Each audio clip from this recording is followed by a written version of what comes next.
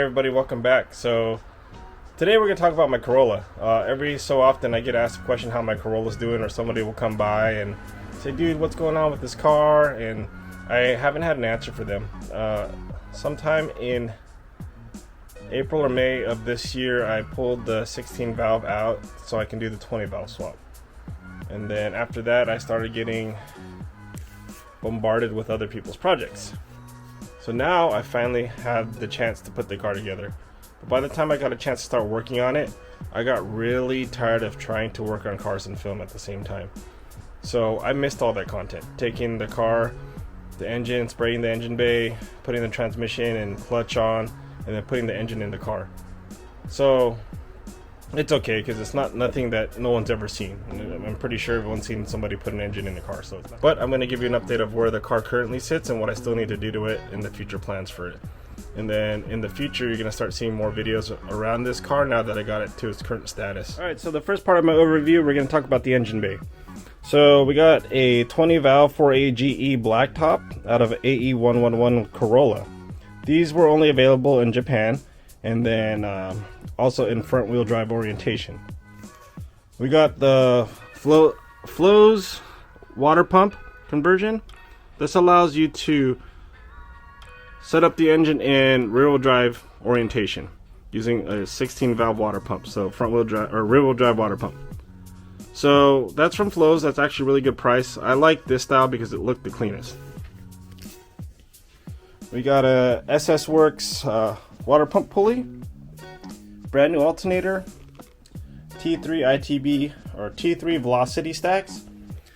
We got NGK coil on plug, SQ engineering coil on plug plate. Coming over here, sorry about the lighting. We also got the SQ engineering distributor block off plate. So for cooling, we got a Koyo radiator, the newer generation, with Mishimoto dual fans that'll be controlled by the ECU. We got the first generation Martellius header. So this is the header before Battle Garage started selling them. Battle Garage sells the revised version, which is way better than this one. One day I hope to own one, but since I have this one, I don't find any reason why I need to buy or upgrade at any time soon. We're running Fortunato coilovers with a Cusco strut tower bar. One of my favorite pieces in this car. And then for the spring rates, we're running 8K, 6K currently. That's what sits on the car. I went with a softer spring rate setup from Swift and Battle Garage, which is a better setup for street in general. Currently where we sit, the engine harness is the wrong harness for the swap. This engine harness is for an SR5 to 20 valve. The issue with that are two things. With the factory GT-S car, it has a circuit open relay. The circuit open relay is controlled by the ECU, which basically ECU tells the relay turn on, which turns on the fuel pump, turn off with the key. With the SR5, it was a carbureted car, so there is no relay built into the car. So tweaked, they integrated a relay to control the fuel pump. So it's one simple wire that I gotta run to the fuel pump, which I can grab at the circuit open relay. The other issue is the wiper plug. On an SR5 harness, there's no wiper plug. So I gotta figure out how to get that wired up. And once I get that done, it should be pretty easy. Another thing we did to the car while the engine was out was the Flows small brake booster, which I like a lot because it cleans up the engine bay quite a bit. For engine management, we're going to be running a Link Monsoon. I might actually sell this and upgrade to the next unit up, but I picked this Link Monsoon up from Panic Made a little over a year, or a little less than a year from now, and I still haven't used it yet. So hopefully I get to use it soon. But for now, I'm going to be getting the car started on the factory ECU so that way I can get it going and moving around.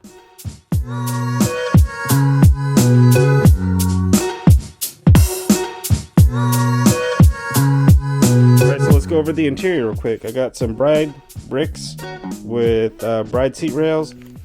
I have a Momo steering wheel with a personal hub and NRG quick release. For the shifter, we got your traditional standard TRD shift knob. We got the OG Club 4AG plaque that Moto used to sell. In the back half of the car, it's got stock seats.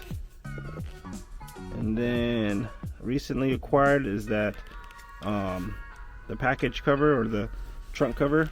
I actually had that for the last about year or two, but I just got it. It didn't come with the car.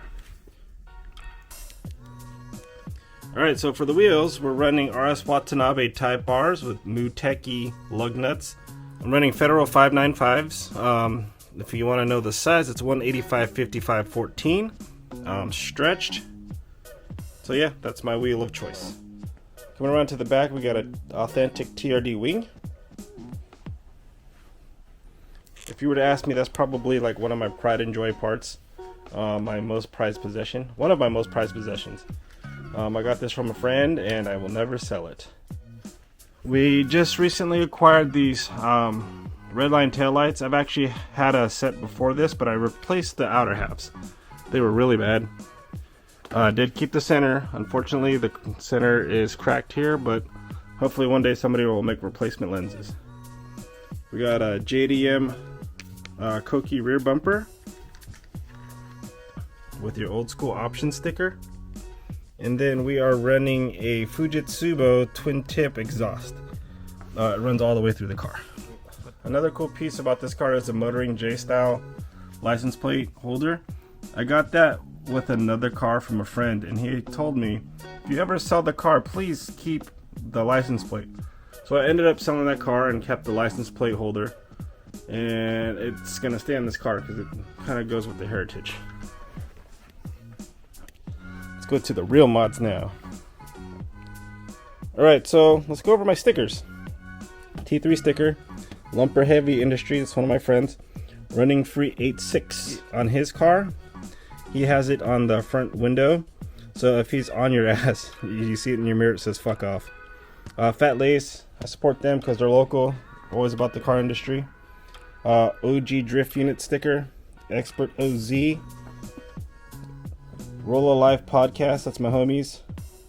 Motor Mavens, Antonio, I rock Adapt. I like Blitz stuff for my other cars, but I thought the sticker would be cool. Got the OG Cypher Garage sticker. And the NorCal AE86 Owners Group.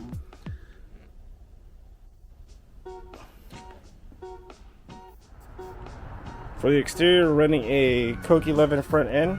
I actually got this brand new in the box years ago with the Zenki 11 front lip. Right now everything's taken apart because I had the car apart to paint it. I also got OEM Metal 11 fenders and OEM Metal 11 hood. I've had those for a good 5 years, 5-6 years. Picked them up from TD Garage up in Berkeley when he used to import parts. He no longer does that, so I feel pretty happy that I picked those up when I did. But yeah, and then we got Koki front lights, which I'll show you guys in a little bit. Yeah, that's the car. It's where it sits.